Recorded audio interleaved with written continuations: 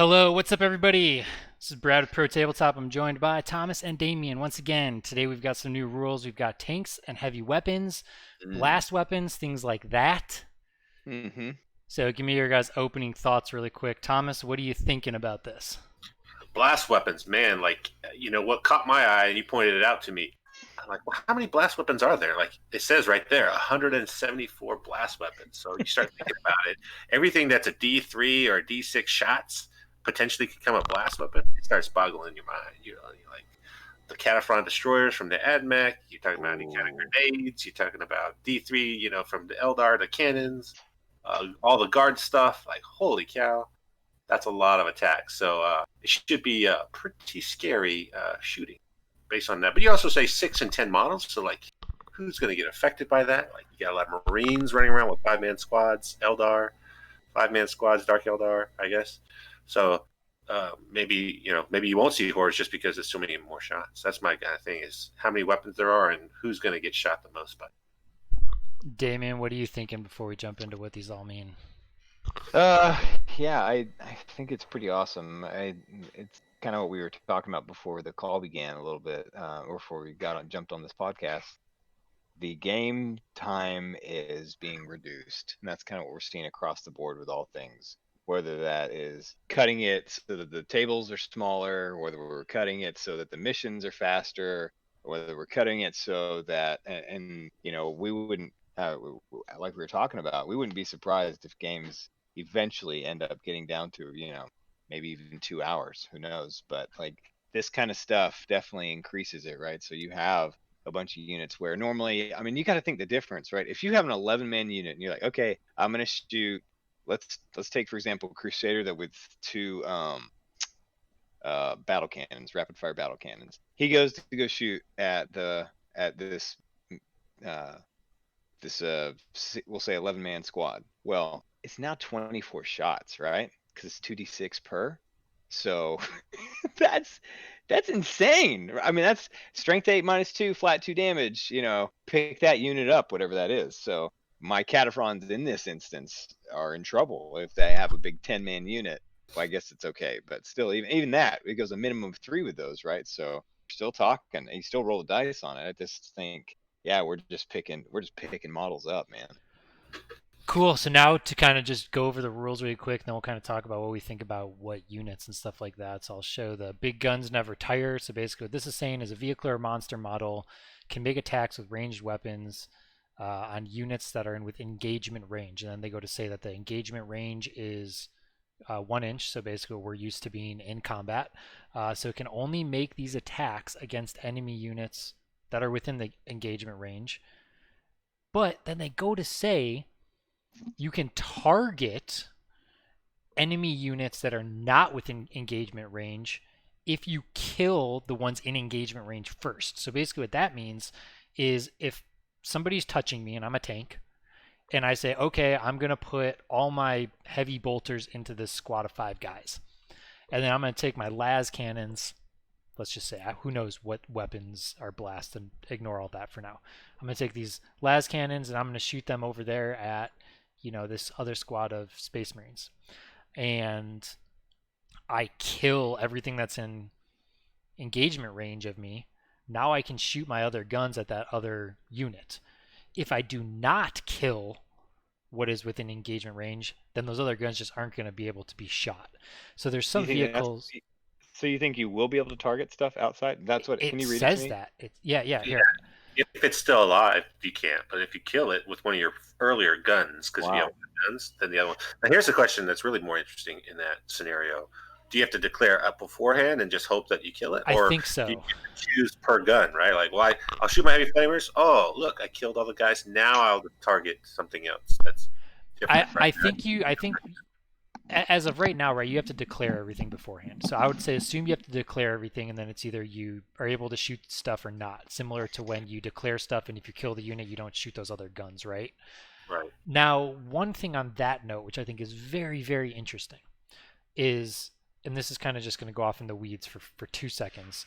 Right now, you can't do anything like that for non-targetable units, right? So it's basically it's saying like these are they're targetable, but they're not shootable or killable unless this other stuff is gone. And would you think that like characters would fall under that same type of circumstance then, where That's it's like interesting. where it's If I kill everyone with all these other guns now, I could shoot. yeah, So you target yeah, them with like your las cannons, right? And then yeah, you shoot all your chaff guns into this chaff unit that's in front. The chaff unit dies. Now I can shoot them with my las cannon. That'd be yeah, interesting. yeah. So like Interesting. that And popped into my head. yeah, I think it should be allowed. I legitimately do think that kind of thing should be allowed because like you see them on the board, right? Or you know they're there for whatever, and like why not? Why not? So yeah, I think that that's a very interesting thing. So then kind of the next step in this, so obviously you've got these vehicles and monsters that can shoot even though they're engaged in combat. They can shoot out of that combat. You can shoot does it say you can shoot Can I into shoot? combat too? I think you can only shoot the guys that you're in combat with, right? Like you can't shoot out of combat. It says it can target an enemy unit even if other friendly units are within engagement range of it as well. So you can shoot into other combats. Whoa, wait, Wait a minute. hold on. Right here, Let right me- here. In such circumstances, vehicles and monster models can target an enemy unit even if other friendly units are within engagement range of the same enemy unit. Okay, so that's going to say then you're touching it and other friendlies are touching it. You can still shoot. Right. I think you can only, if you're well, I mean, yeah. Yeah, and then it says if it has one or more ranged weapon, you can still choose to target units that are not within engagement range of the firing model's unit. But they will only be able to make the attacks with that weapon if all enemy units within engagement range of the firing model's unit have been destroyed when you come to resolve those attacks. All right, so let's. I think a very easy example for me with this in my brain goes to Dacabots, right? Let's say that you come over here and you touch my 6-man Dacabot squad Mhm. that I have. So I'm like, okay, well, you have this whatever this unit is in front of me. Now you're telling me that I can be like, okay, 2 of these Dacabots, that'll be 36 shots. I'm gonna put into that unit with Wrath of Mars. And then these other 4 Dacabots are going to target what I really want to kill. These guys mortal wound and pull those guys off. Now these 4 Dacabots are free to fire at the original target that I said they could fire at across the table. That's what you're telling me? I think so. Looks that way to Yikes. me. It does Yikes. that way. I guess if they don't die, then you lose those other attacks. It's the only way it would work in that Yeah. scenario. But For sure. that sounds And- pretty neat. And then the next juicy part of this as well is, in addition, when a vehicle or monster model shoots a heavy weapon, subtract 1 from the hit rolls when resolving the weapon's attack with any enemy units within engagement range.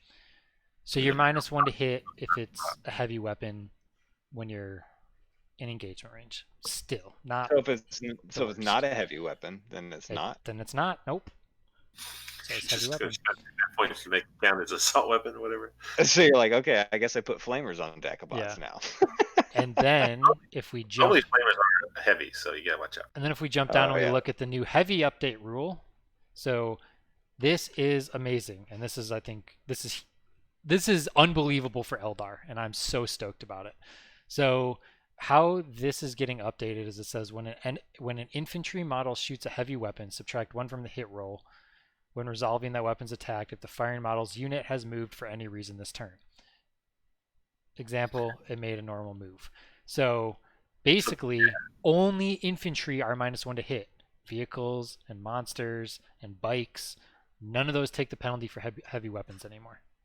Well, one thing to point out, because that's super huge for bikes and other things that are non-infantry, it says the infantry's unit. So it used to be, well, if that missile launcher and that Space Marine squad stayed still and the other guys moved around, you're good to go, right? But now it's not a model per model, at least based on this. Like if one guy moves, they no. count it all moving. No, it says when an infantry model shoots a heavy No, weapon. yeah, but it says Oh. if the model's unit has moved.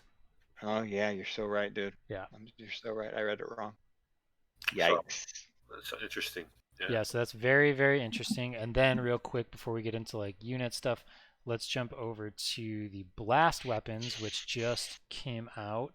and let's take a look at what we're looking at on blast weapons. So Mhm. blast weapons is basically saying 174 weapon profiles are going to get the update of blast in their profile ability. So what these rules basically are is if a blast weapons target a unit between 6 and 10 models, it always makes a minimum of 3 attacks. So if they're D3, you're making 3 attacks. If you're D6, you're making anywhere in between 3 and 6 attacks. Pretty simple. And they go to say like a grenade as an example. So there's a lot of weapons, 174 weapons. Then the second part of it is if you're targeting a unit of 11 or more models, full shots. So D3 is going to be 3, D6 is going to be 6. That's simple. So let me break this down. So if my Cataphren destroyers go to shoot, we're talking just flat 6 damage per if it's 11 or more unit, right? Yeah, assumingly that gets a blast weapon, but you would think that it would. Assumingly. That goes back to my question when we first started this, like 11 or more models. Like, what units are 11 or more models, right? There's some units, you want to take big possessed units or cultists, orcs, tyrannids that are just mob it up. But, It's not a ton. Eldar. It's literally just an anti-horde, and I think thematically that's good for anti-horde because it's saying there's all these guys. You're shooting this giant missile of a thing in it that's going to blow the ground up. I know. You're like the guys who are running clowns. You're like 12-man max size. You're like, I have to make it down to 10 so I don't get it. Yeah. Yeah, I mean Guardian, like then you look at Storm Guardians for Eldar, you look at the 20-man Guardian blobs for Eldar, all of those type of things as well that can go up to that. Witches. So I mean there's a lot of units that I think you can get up witches? No one in their right mind takes witches. Hey man, you never know.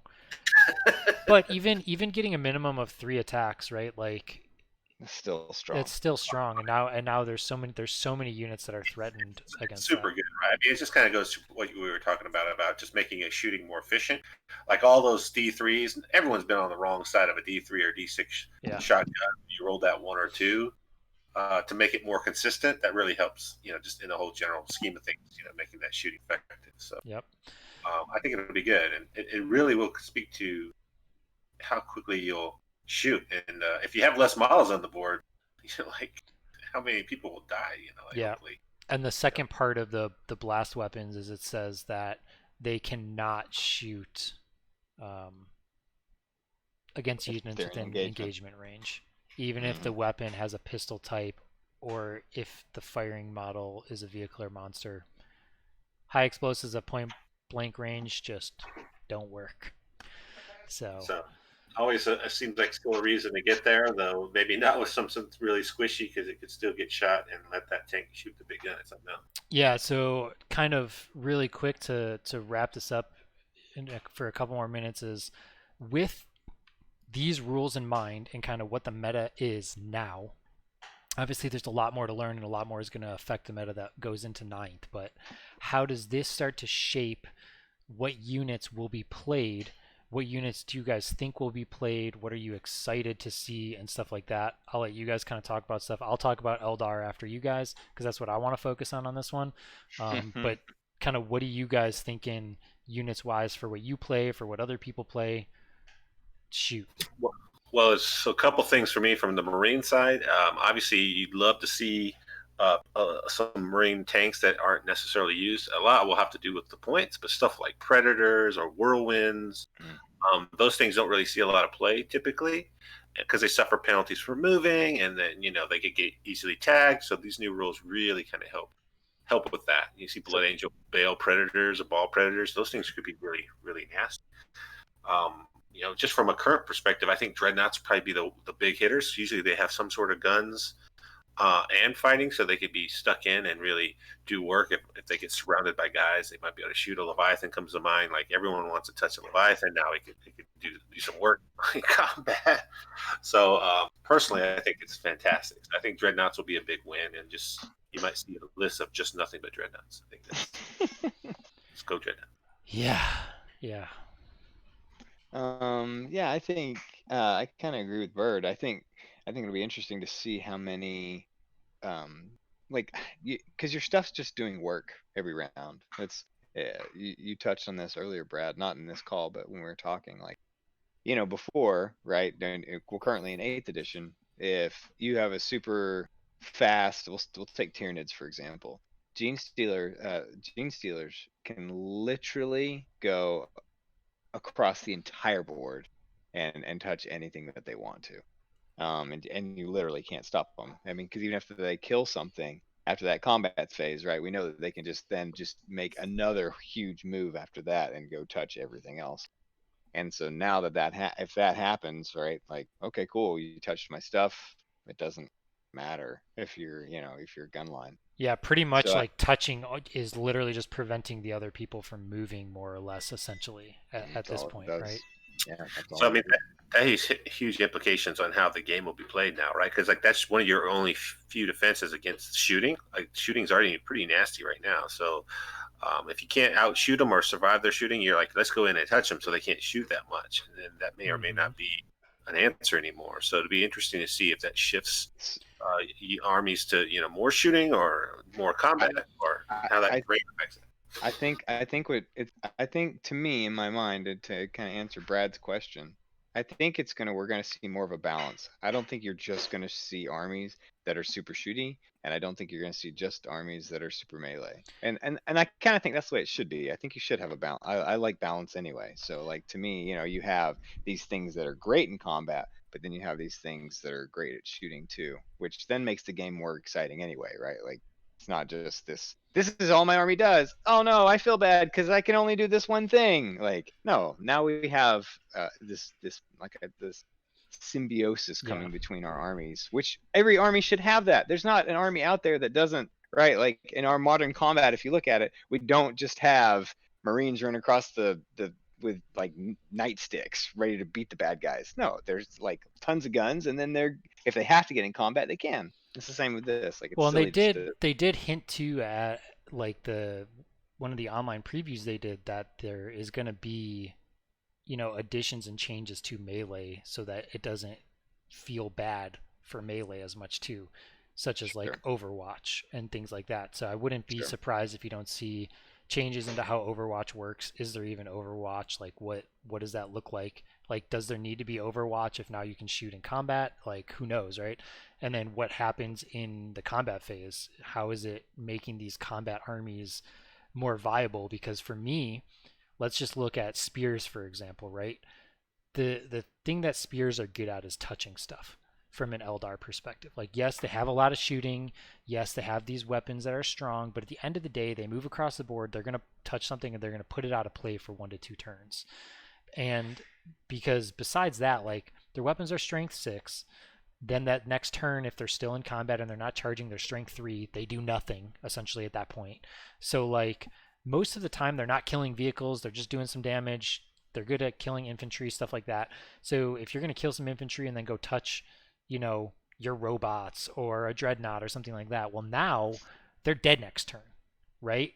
So what is the point of going into that melee phase with them if I know that they are dead if I like that next turn, right? If they can't stay alive by hugging stuff and everything, how much does it really help them? So I I think, think they, Yeah, I think they just become a different type of unit. That's not what their tool will be in year two sure, anymore. sure. Yeah, I think that's what'll start to shift what is played, though. You know what I mean? mm, Like if you don't have that kind of play style and stuff you can do with those units, then you start to say, is it worth 200, 300 points for this unit when I can go and take X, Y, and Z that might get me better, right? And from an Eldar perspective, just to touch on it, the units that I think you're going to start to see a lot of play of with these heavy weapon and vehicle changes, Wraith Lords, super buffed. Like this is a huge buff to them. Um, Warwalkers, huge buff to them.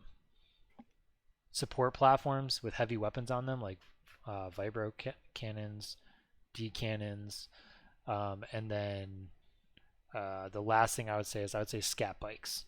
The return of scat bikes are coming now because you now don't have to take a Samhan detachment for them not to have penalty for moving. So now they can move, they can shoot 36 inches. You know, yes, they don't have any AP or anything like that, but if you jinx something, if you doom something, there's Maybe other ignore ways to make them cover, strong. yeah, because you take that Yeah, customer's crap. yeah. That So could make there's a lot of play there, and I think that having the range and stuff like that, and the volume of shots, might end up being okay for how many invuln saves there are out there these days.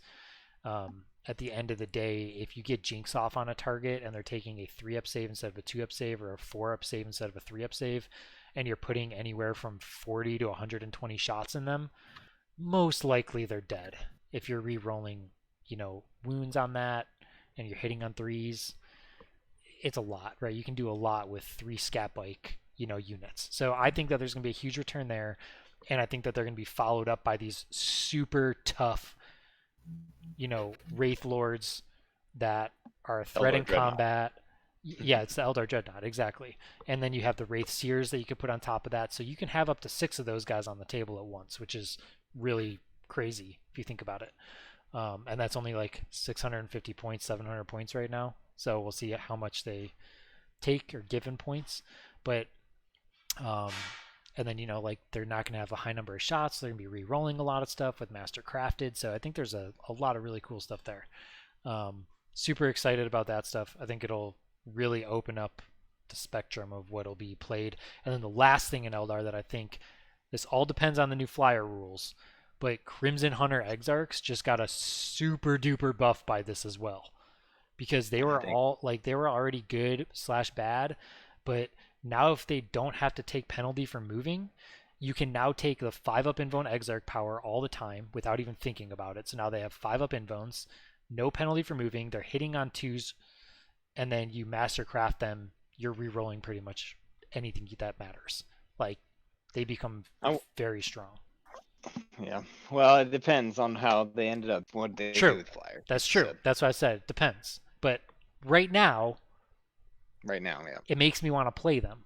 And then I say, oh, but a jump marine is just going to come and kill all 3 planes, so maybe I don't want to play them.